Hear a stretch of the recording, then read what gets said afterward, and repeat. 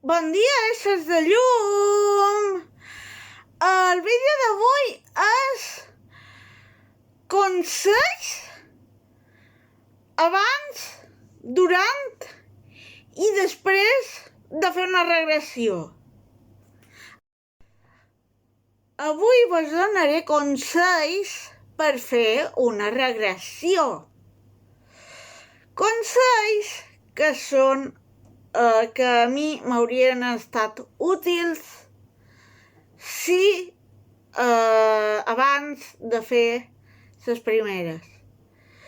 No per res, sinó perquè vaig tenir una molt bona guia, però si no hagués tingut una molt bona guia, potser les coses haurien anat diferents.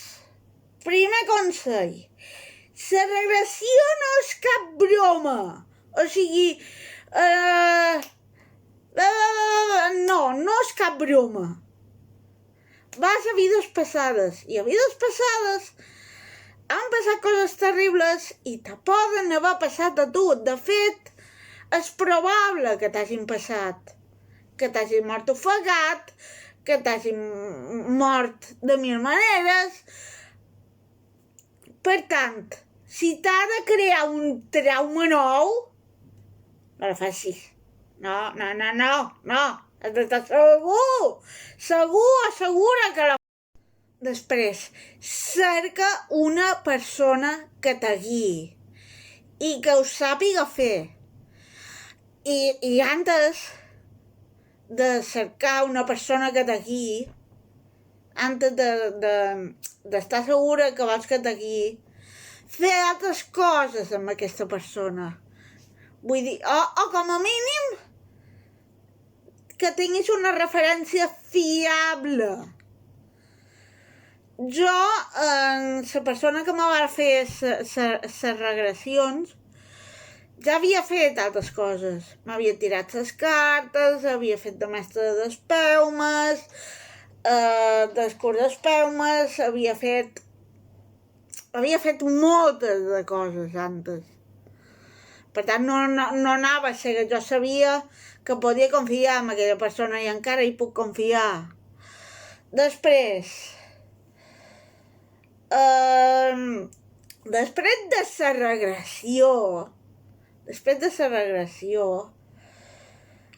la guia o el guia te donaran les pautes. Tu segueix les pautes, i si segueixes les pautes acabaràs sanant aquella cosa, acabaràs curant allò que necessitaves curar.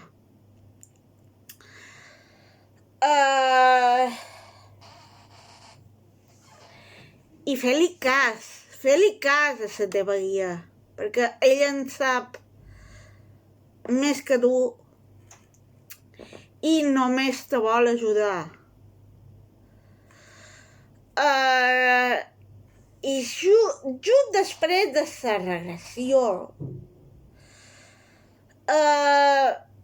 ja desconnecta. O sigui, el primer dia després de la regressió desconnecta. No ha passat res, simplement desconnecta.